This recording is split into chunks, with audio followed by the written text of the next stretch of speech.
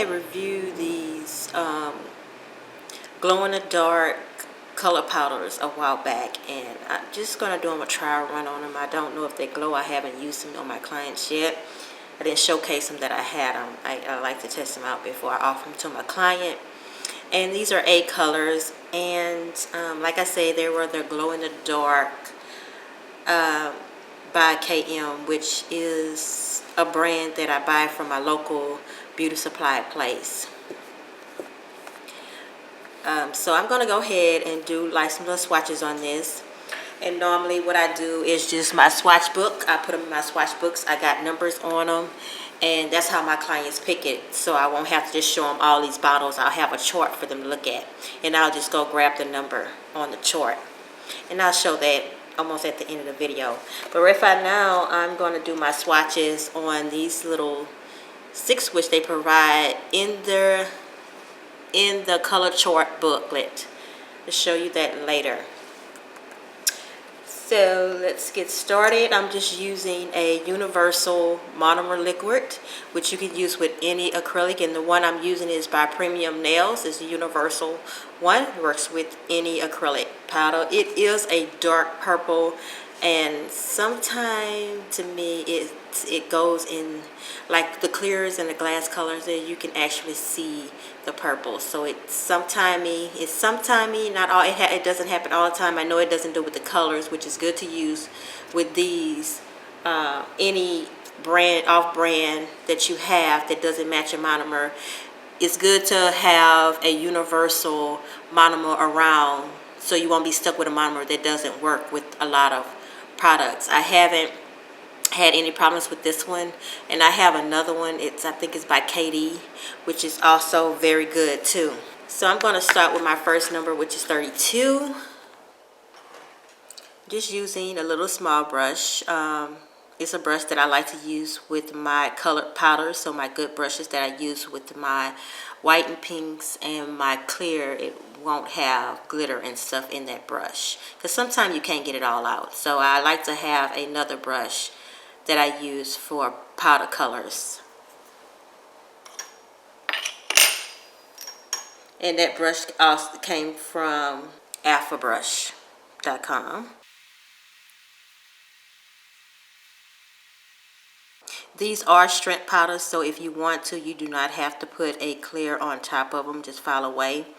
But I find that some of the neon powders and the glow in the dark powders need a clear, so you won't file the color away. So I would put a sheer color on top of here, a clear acrylic on top of here. If you want a very opaque color in your color acrylics, just pick up your bead and take out most of all your monomer out of there, and you should have a opaque color.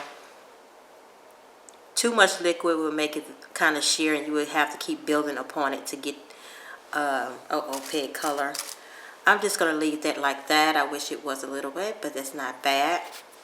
I'm going to show y'all if they glow in the dark at the end of this video. And this one is peach. It's very pretty. Now I'm going to go to the 33.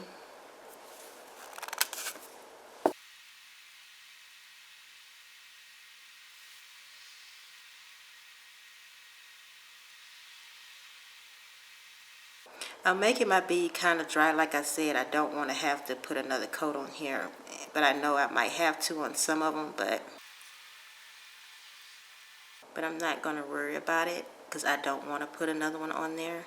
It's okay if it's kind of sheer at the bottom. I see the true color up here, so that's alright with me. Now on my client, I will be trying to get the clearest as possible. And two, you see this clearness right here? I didn't shake this container, and it's, let me shake that container. I will shake the next one. But yeah, sometimes the color is kind of not blended too well, so it's good to go ahead and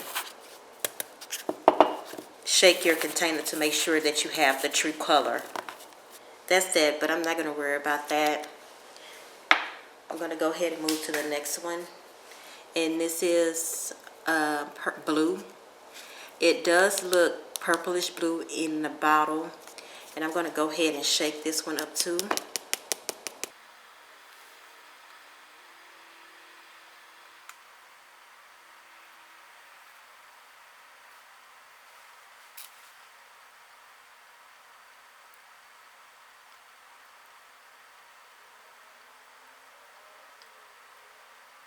I didn't drain my liquid for this one either, and you see how my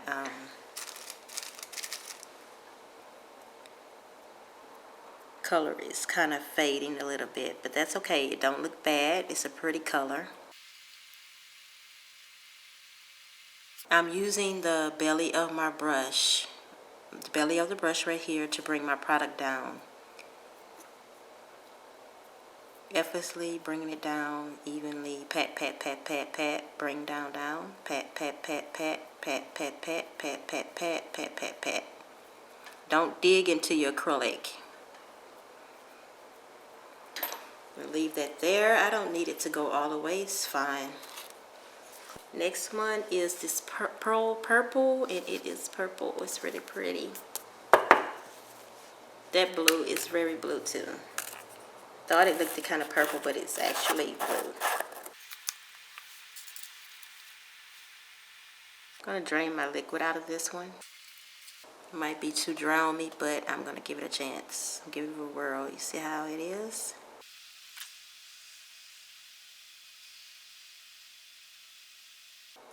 Now, you see how I drained that liquid out of that purple, and I have no clear zones at all on neither one.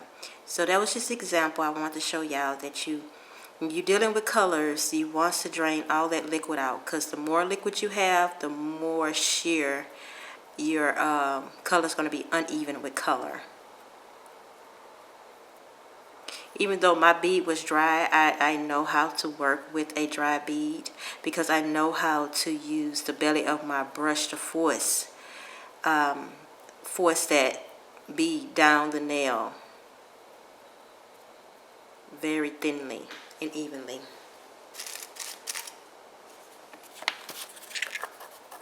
Okay, 36 is like a yellow. Now that ball is kind of dry, so hopefully I can get it working. Let me start it now.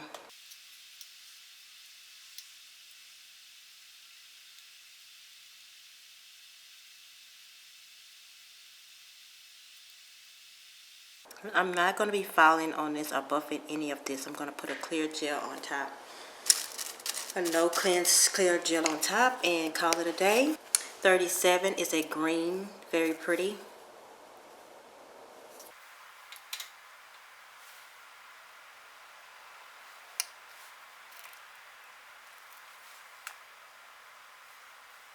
See, when I have a dry bead, that bead is not going all over the nail.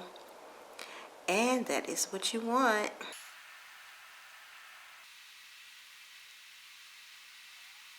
With a dry bead, you really got to work that bead down that nail.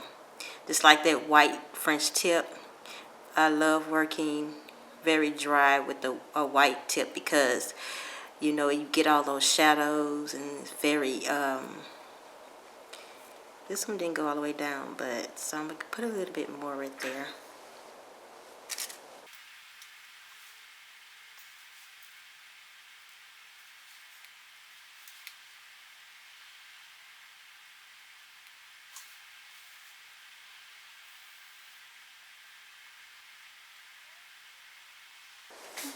You're gonna do 38, which is an orange.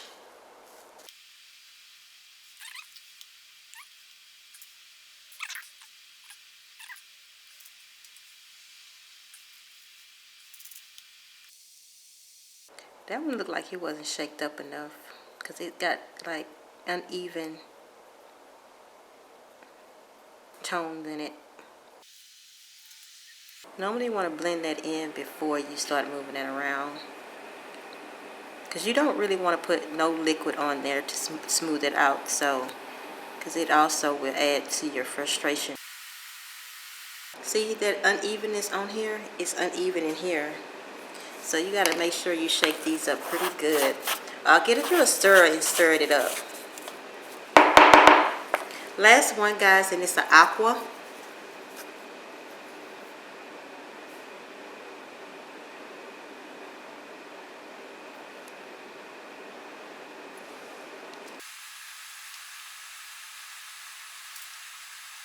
Now that's pretty. Very pretty. It's probably my favorite out of all of them. It's this blue.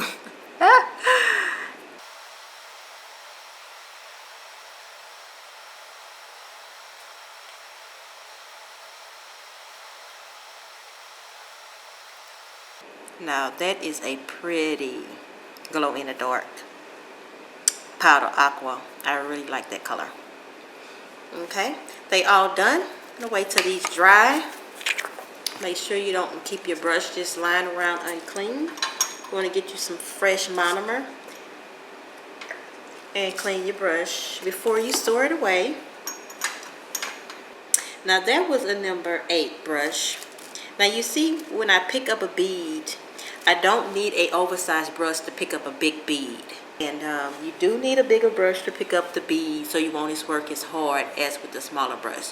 With the smaller brush, you just got to really feel how much monomer. With a bigger brush, you don't have to put that much effort to it, but you still can accomplish a big ball with a smaller brush. You just have to really practice on the monomer of a smaller brush, like, you know. And a lot of people like the big brush because you can do a small bead, a medium bead, and a large bead with a big brush, and you don't have to have too many different sizes. It's just that with the big brush, you really have to practice to get all those 3 different sizes of that brush, but you can accomplish anything with any size brush. It's just an amount of practice. Okay, with this, I'm going to go ahead and add my clear top coat. Just using IBD Intense Seal, which is not no tacky layer after you're done. I'm curing this in a Sun UV, which is a universal lamp by Sun, and it's actually Sun UV2.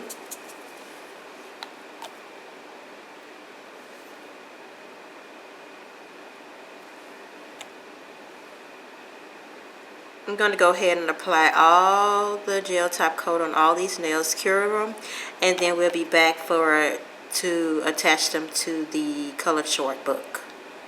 Okay, this is my color chart book for all my color acrylics that I do have. Color acrylic powders that I have, and right now I'm just keep on adding to my collection.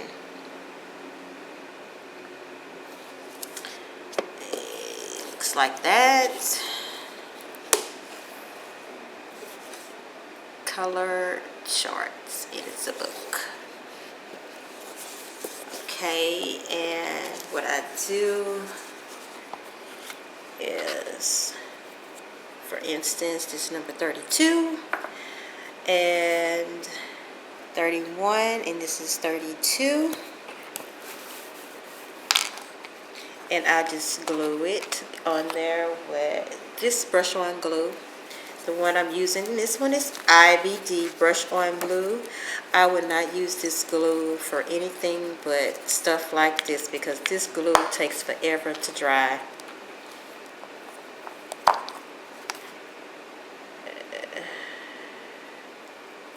And I just put it on like that and place it down. I'm going to go ahead and do all these right here, and I'll be right back. Okay, I'm all done placing them all there, and as you can see that I put a marker here showing that these are the glow in the dark. I probably got this upside down, but anyway, the glow in the dark right here, I mark it where it started, which is started right here, and this is all of them here. Now what I'm going to do is go ahead and turn off the lights and see if they glow. Hopefully it works. If it doesn't, they still pretty colors. So, I know, right? Sometimes you get stuff, it doesn't work, but hey, you still can use it. I try not to get upset about every little thing. So, unless I pay an arm and leg for it, then you know what, they gonna get it. This is my 8 colors. They are all glowing.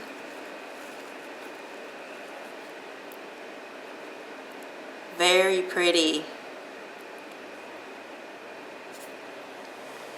And I paid $5 at my beauty local store for all these colors, $5 a piece. So that wasn't a bad deal, and they do glow in the dark. My favorite color is that aqua. I tell you, that is a gorgeous color. Until next time, guys, y'all have a smiley day. Bye.